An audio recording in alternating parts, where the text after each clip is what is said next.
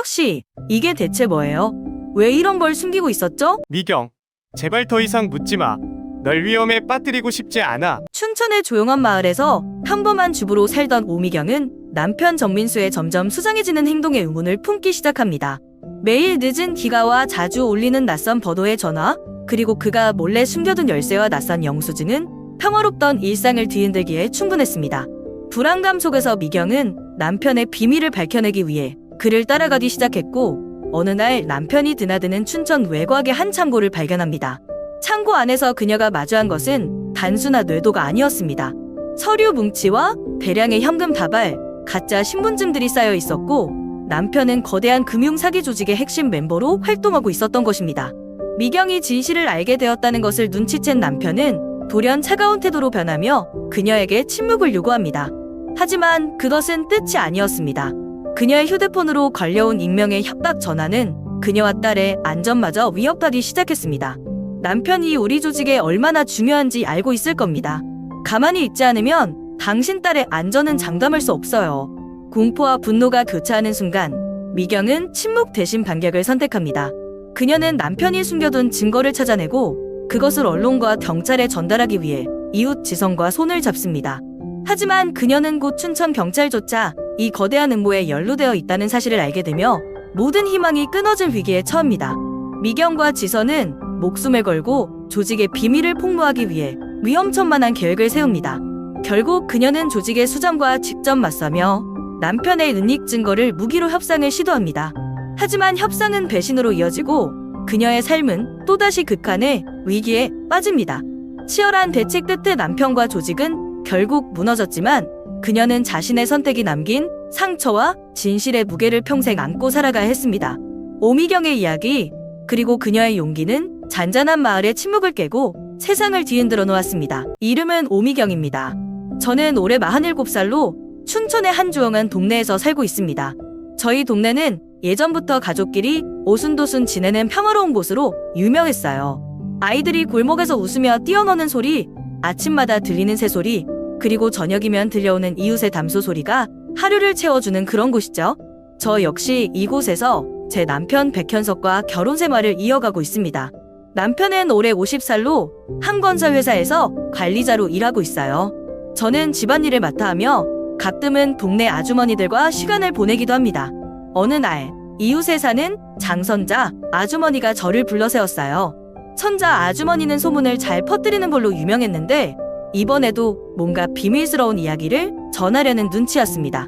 미경씨, 요즘 현석 씨가 좀 이상해 보이지 않아요? 자꾸 저 골목 끝에 있는 빈집에 들락날락 하던데 혹시 무슨 일인지 알아요?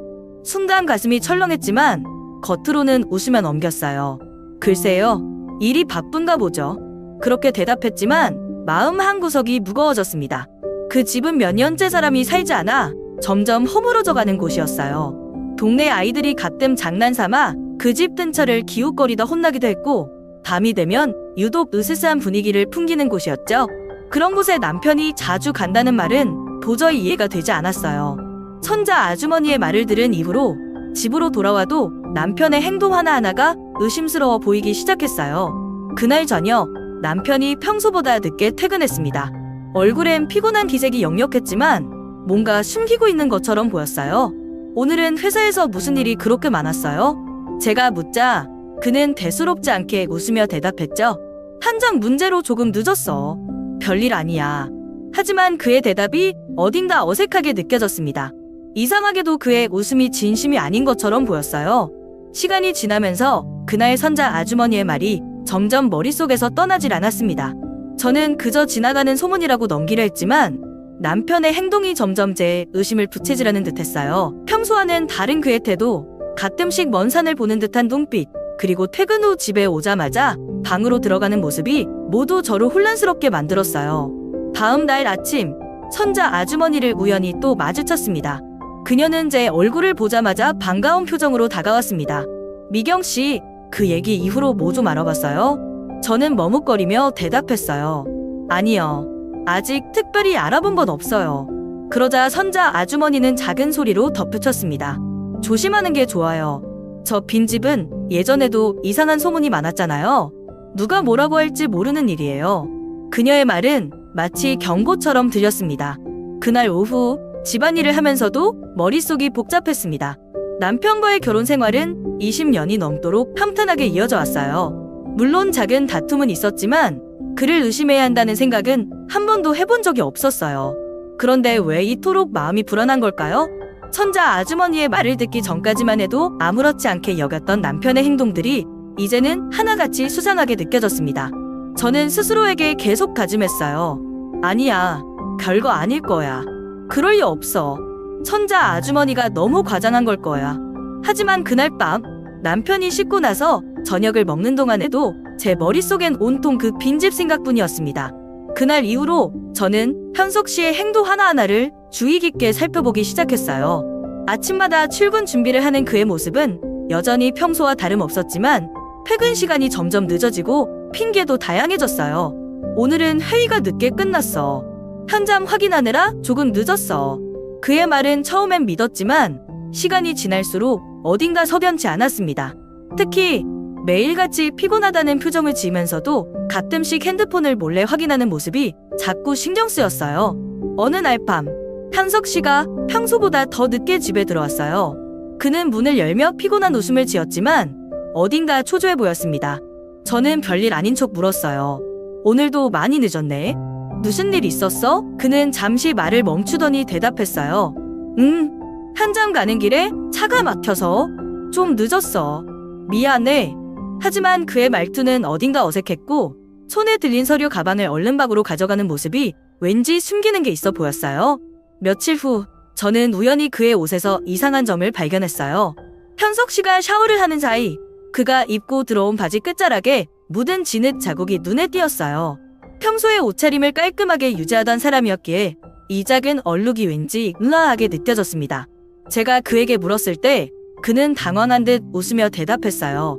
아, 오늘 현장에서 발을 잘못 디뎌서 진흙탕에 빠졌어. 하지만 괜찮아. 별거 아니야. 그러나 정작 그의 신발은 새 것처럼 깨끗했고 바지의 진흙은 손으로 대충 닦아낸 흔적처럼 보였어요. 그날 밤 저는 잠들지 못했어요. 평소라면 그의 설명을 그대로 믿었겠지만 요즘 들어 그의 행동이 이상해졌다는 생각을 떨칠 수 없었어요. 정말로 바쁜 건가? 아니면 무언가를 숨기고 있는 걸까? 그의 행동 하나하나가 머릿속에서 떠나질 않았습니다. 심지어 밤늦게까지 핸드폰을 들여다보며 혼잣말을 중얼거리는 모습까지 보니 더 이상 가만히 있을 수 없다는 생각이 들었어요. 며칠 뒤 저는 그를 살짝 떠보려고 했어요. 요즘 회사 일 많이 힘들어 보여. 무슨 문제 있어? 저는 일부러 걱정스러운 목소리로 물었지만 그는 짧게 웃으며 고개를 저었어요. 아니야. 그냥 일이 많아서 그런 거지 별일 없어. 그의 대답은 늘 그랬듯이 간단했고 깊게 묻는 걸 피하려는 듯한 느낌이 들었어요. 저를 안심시키려는 그의 말이 오히려 더 큰 의심을 불러일으켰습니다.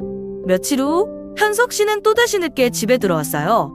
이번에는 손에 검은 비닐봉지를 들고 있었는데 제가 그 봉지 안에 뭐가 들어있냐고 물었을 때 그는 그냥 회사에서 준 자료 같은 거야. 별거 아니야.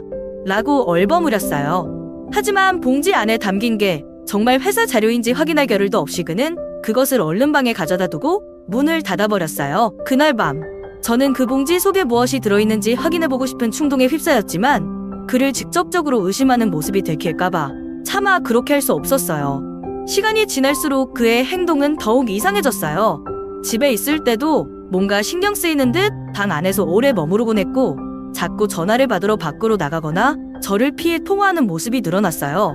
그의 이런 행동은 제 마음속 불안감을 더욱 키웠습니다.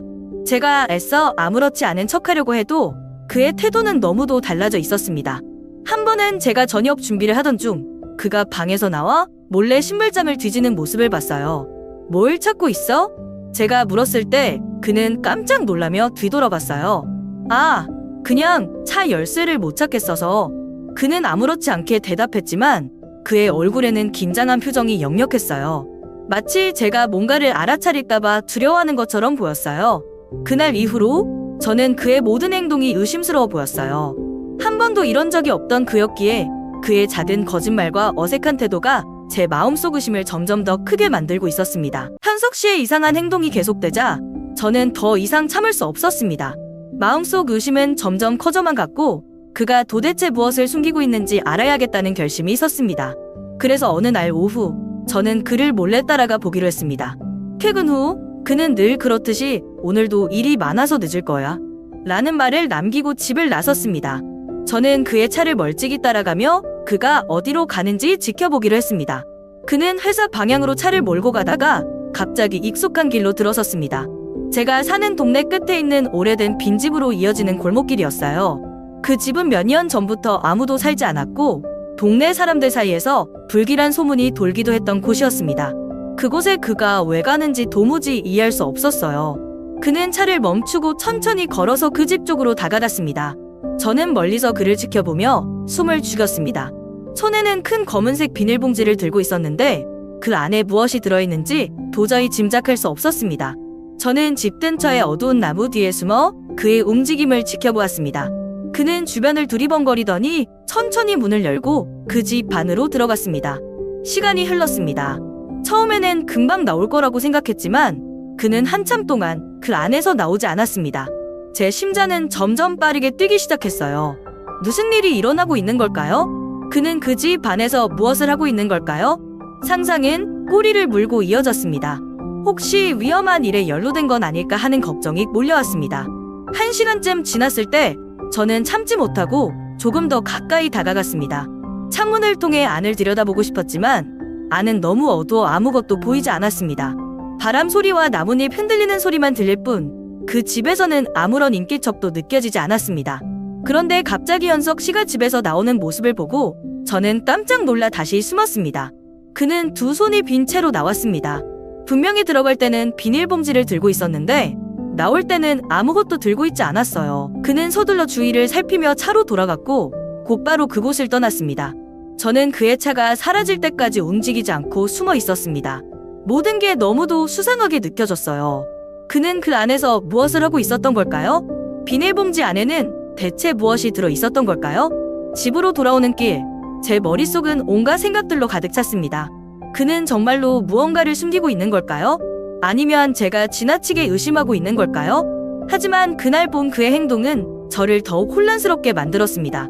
저 혼자만의 상상으로 넘기기에는 모든 것이 너무나도 분명하고 수상했습니다. 그날 본 현석 씨의 행동은 제 머릿속을 떠나지 않았습니다. 아무리 애써 다른 생각을 하려 해도 그가 검은 비닐봉지를 들고 빈집에 들어갔다가 빈손으로 나오는 모습이 계속 떠올랐어요. 그 봉지 안에 뭐가 들어있었을까? 왜 그 집에서 2시간이나 있었던 걸까? 그날 이후로 저는 그의 모든 행동이 더 수상하게 보였습니다. 하지만 직접 물어볼 용기가 나지 않았어요. 그는 제게 한 번도 거짓말을 한 적이 없는 사람이었으니까요. 그런데도 이번엔 왠지 모르게 그의 말이 믿기지 않았습니다. 그날 밤 현석 씨가 깊이 잠든 것을 확인하고 저는 몰래 그의 차 키를 들고 밖으로 나갔습니다. 마당에는 싸늘한 밤 공기가 감돌고 있었고 심장은 마치 폭발할 듯이 뛰었습니다. 차 트렁크를 열 때 손이 떨릴 정도였어요. 내가 이렇게까지 해야 할까? 하는 생각도 스쳤지만 이미 시작한 이상 멈출 수 없었습니다. 트렁크 안은 처음엔 평범해 보였어요. 하지만 구석을 뒤지다 보니 작은 금속 상자가 눈에 띄었습니다. 상자는 꽤 묵직했고 단단히 잠겨 있었습니다. 열쇠는 보이지 않았어요. 왜 이런 걸 트렁크에 두고 다니는 거지? 의문이 들면서도 상자를 열어봐야만 할 것 같았습니다. 상자를 들고 집으로 돌아온 저는 여러 도구를 사용해 열려고 애썼습니다. 시간이 한참 지나고 나서야 마침내 상자가 열렸습니다. 그런데 그 안에 담긴 내용물을 본 순간 저는 숨이 멎는 줄 알았어요. 상자 안에는 건총 한 자루와 여러 장의 낡은 사진이 들어 있었습니다.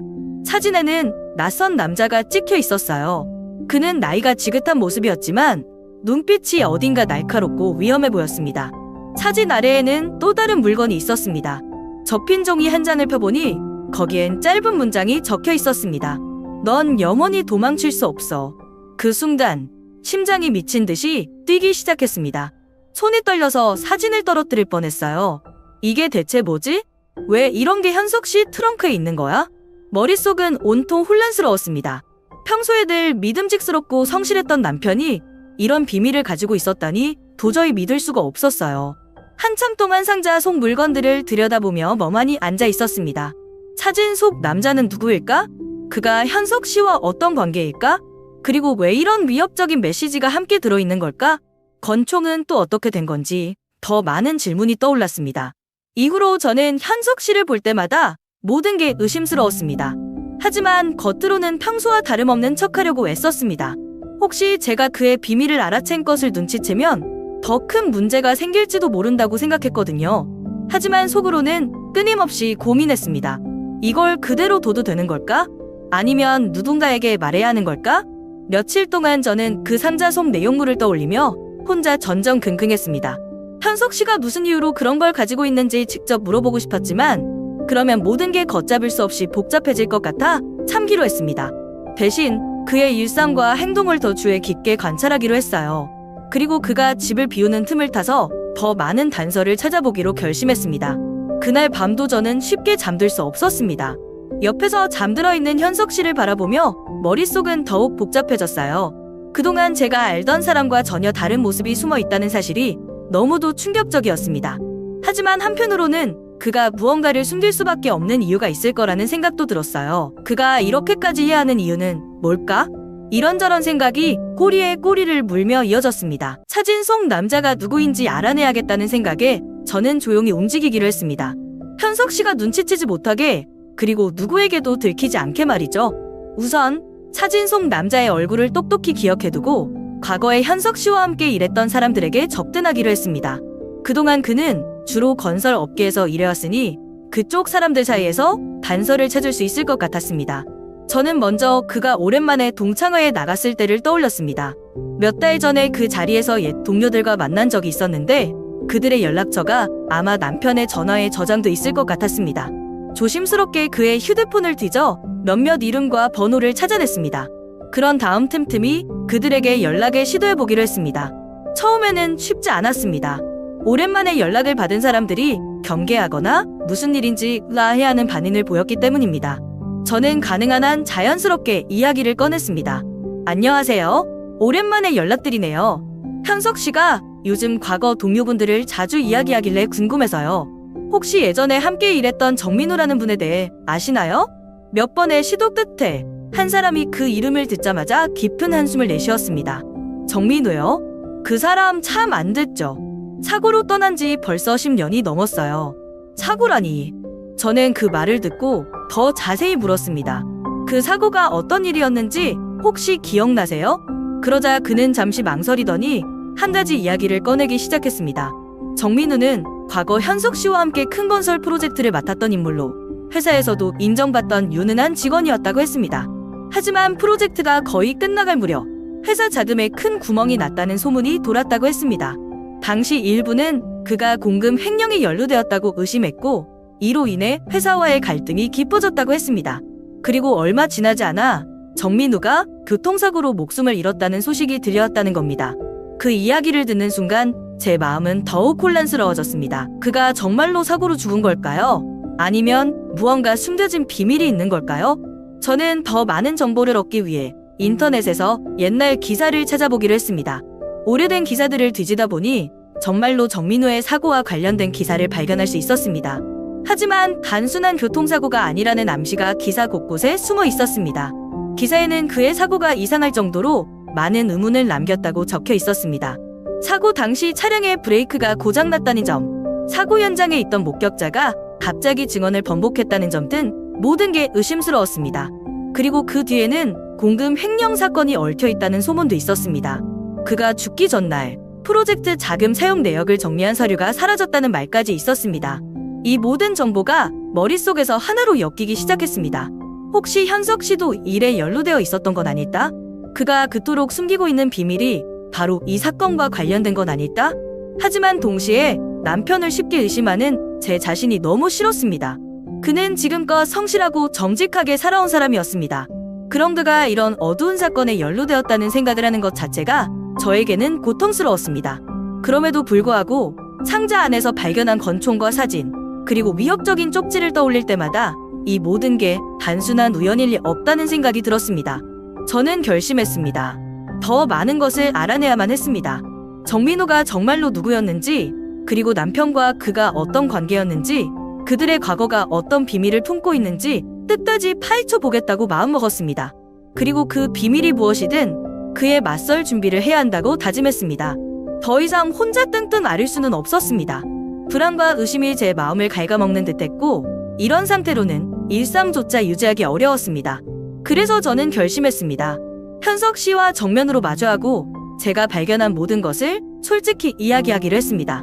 그날 저녁 저희 둘이 식사를 마치고 거실에 앉아 있을 때 저는 상자 속에서 꺼낸 사진들과 건초물 그의 앞에 내놓았습니다. 이게 뭐예요? 제 목소리는 떨렸지만 최대한 담담하게 물었습니다.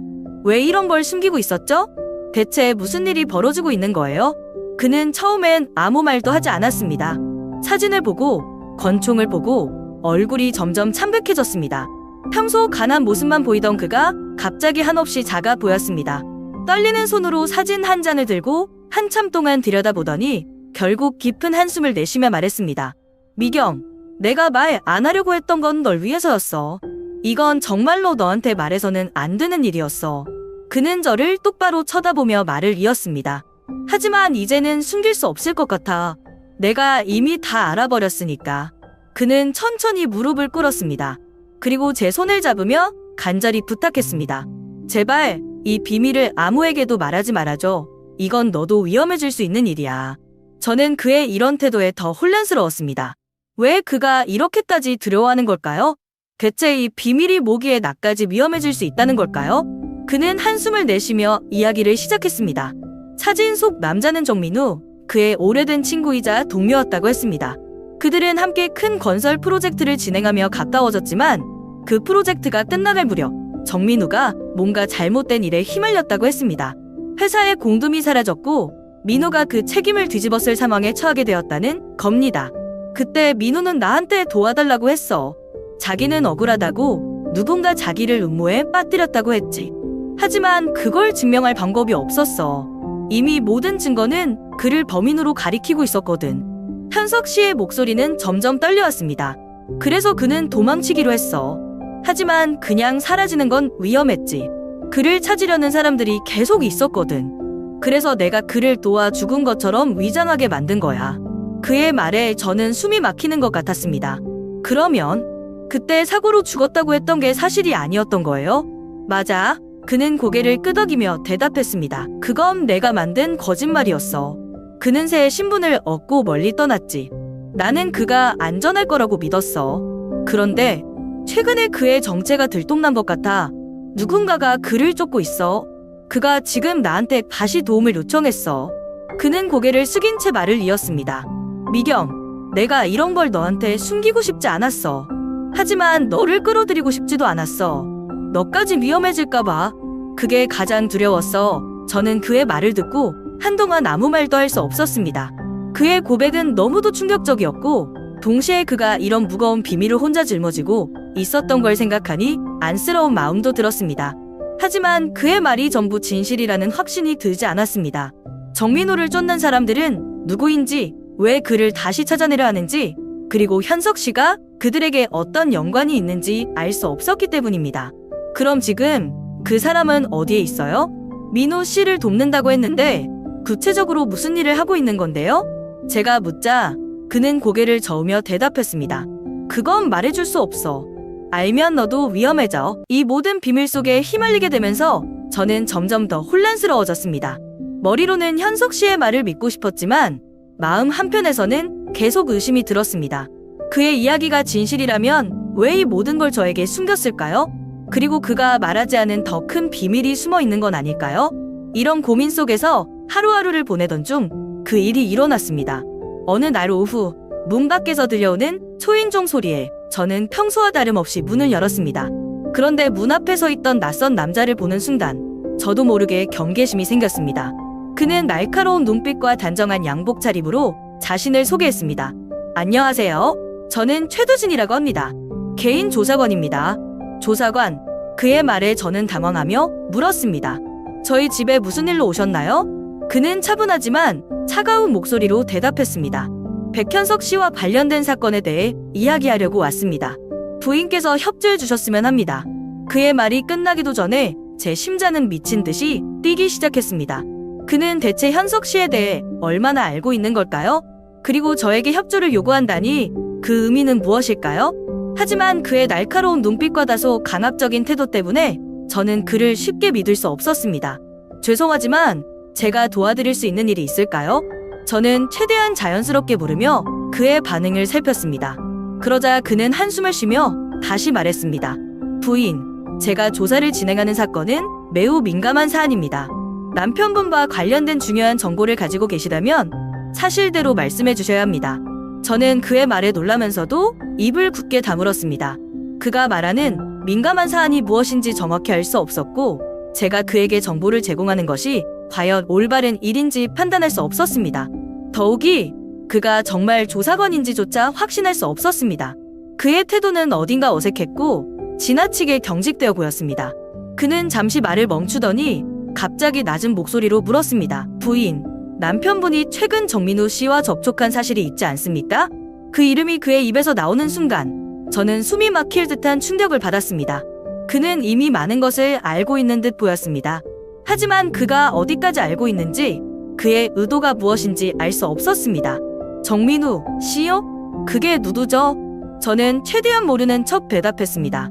하지만 그의 눈빛은 제가 거짓말을 하고 있다는 것을 꿰뚫어보는 듯했습니다. 부인, 제 시간은 많지 않습니다. 협조하지 않으시면 이 사건은 더 복잡해질 겁니다. 그의 말투는 점점 위협적으로 변해갔습니다. 저는 더 이상 대답하지 않고 그의 말을 듣고만 있었습니다. 그의 태도가 너무 불쾌하게 느껴졌고 제 마음은 점점 더 혼란스러워졌습니다. 그가 돌아간 뒤에도 그의 말과 눈빛이 머릿속에서 떠나지 않았습니다. 그날 밤은 평소와 다르지 않게 고요하게 시작되었습니다. 현석 씨는 회의 때문에 늦는다며 집에 없었고 저는 혼자 저녁 식사를 마친 후 간단히 설거지를 하고 있었습니다. 집 안은 고요했지만 왠지 모르게 평소와는 다른 불안감이 느껴졌습니다. 현관문이 잠겨 있는지 다시 한번 확인했고 창문도 꼭 닫혀 있는 걸 확인한 후에야 조금 안심이 되었습니다.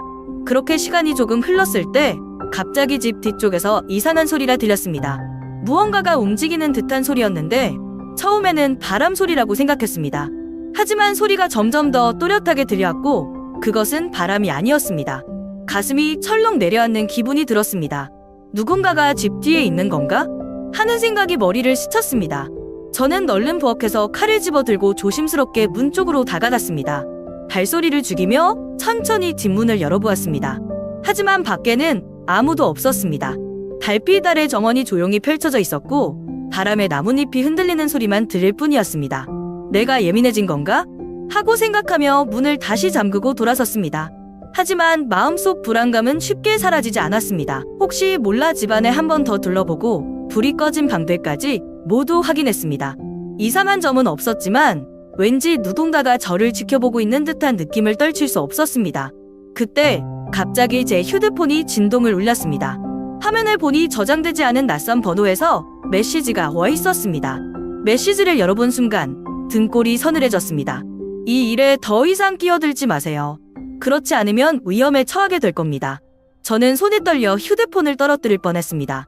메시지의 내용은 단순했지만 그것이 주는 위협감은 너무도 분명했습니다. 누가 보낸 건지도 모르는 이 경고는 제가 지금 어떤 위험 속에 있는지 똑똑히 알려주는 듯했습니다. 그리고 이 메시지는 분명 제가 이미 그 비밀에 너무 깊이 들어갔다는 것을 의미했습니다. 머릿속이 복잡하게 돌아갔습니다. 어떻게 내 번호를 알았지? 누가 나를 감시하고 있는 걸까? 그리고 왜 이런 경고를 보내는 거지? 온갖 생각들이 뒤섞이며 가슴이 답답해졌습니다. 하지만 두려움만으로 이 상황에서 물러날 수는 없었습니다. 침착하려 애쓰며 저는 다시 메시지를 확인했습니다. 발신 번호를 추적해볼까 생각도 했지만 그것이 어떤 결과를 가져올지 알 수 없었습니다. 어쩌면 이 메시지는 단순한 협박이 아니라 누군가가 제게 무언가를 경고하려는 신호일 수도 있다는 생각이 들었습니다. 저는 휴대폰을 내려놓고 의자에 앉아 한참을 고민했습니다. 이대로 이 일을 외면하고 현석 씨가 알아서 해결하도록 두는 것이 맞는 걸까요? 아니면 제가 직접 이 진실을 밝혀내야 할까요? 두려움과 호기심, 그리고 책임감 사이에서 갈등하던 끝에 저는 결심했습니다. 이대로 물러설 수는 없었습니다. 진실을 알아내야만 했습니다. 그날 밤, 저는 창문을 닫고 문을 잠그며 집안을 더 철저히 점검했습니다.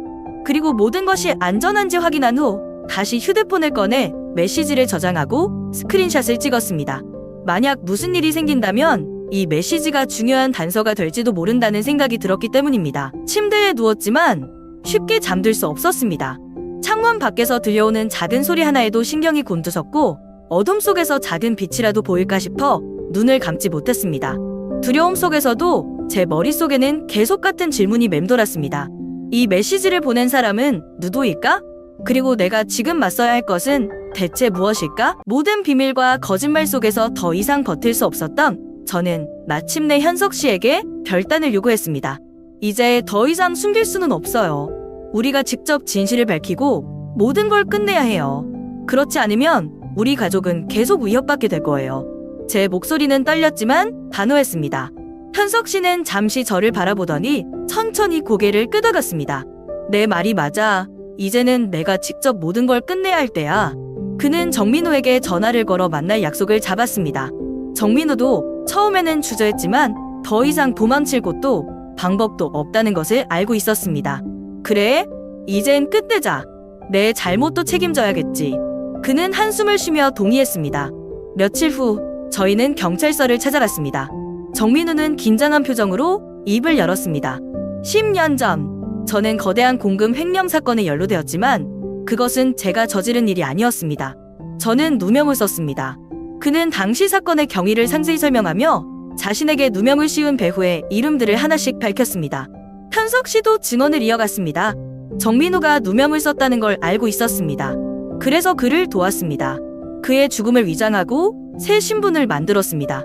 하지만 그 과정에서 많은 것을 숨겨야 했고 제 자신도 위험에 처하게 되었습니다.